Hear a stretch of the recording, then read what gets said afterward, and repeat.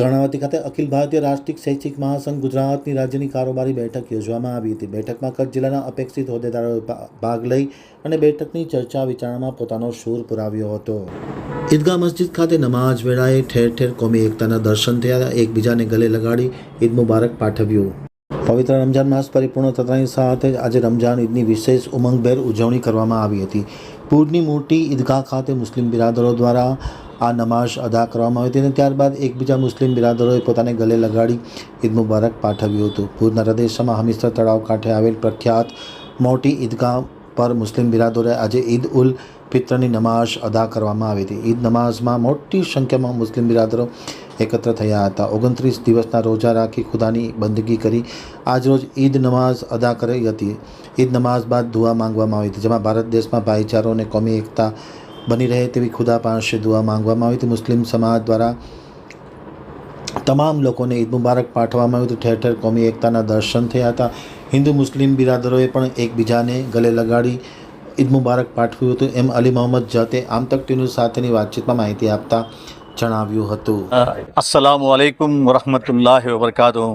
તમામ કચ્છના અને ભુજ શહેરના હિન્દુ મુસ્લિમ ભાઈઓને મારા તરફથી તેમજ મુખ્ય ઈદગાહ સમિતિ વતીથી ઈદ ઉલ ફિત્રની ખૂબ ખૂબ મુબારકબાદી પાઠવું છું। અલ્લાહના ફજલ કરમથી રમઝાન મહિનો પૂર્ણ થતાં આજે એક સવાલનો ચાંદ દેખાતા આજે આ મુખ્ય ઈદગાહ ઉપર હમીરસર તળાવની પાસે ઈદ મિલન અને ઈદ નમાઝ પઢવામાં આવી। મૌલાના સાહેબે આજના પ્રસંગે સમગ્ર માનવ જાતિ માટે ભલાઈ અને સત્કાર્યો કરવા માટે ખુતબામાં તકરીરમાં ફરમાવ્યું। એવી જ રીતે હું પણ મારા તમામ હિન્દુ મુસ્લિમ ભાઈઓને શુભેચ્છા પાઠવું છું। સાથે સાથે આવો આપણે સાથે મળીને કચ્છની ને ગુજરાતની અને દેશની તરક્કીમાં આપણો સી ફાળો હોય અને અમન અને ભાઈચારો કાયમ રહે એવી અલ્લાહ પાક પાસે દુઆ। આજે અલ્હમ્દુલિલ્લાહ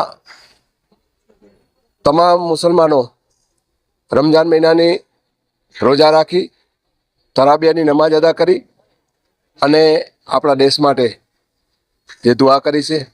આજે એક મહિનો પૂર્ણ થયો। આજે ઈદગાહ નમાજ પઢી ને માનવ જાત માટે દુઆ પણ કરી છે।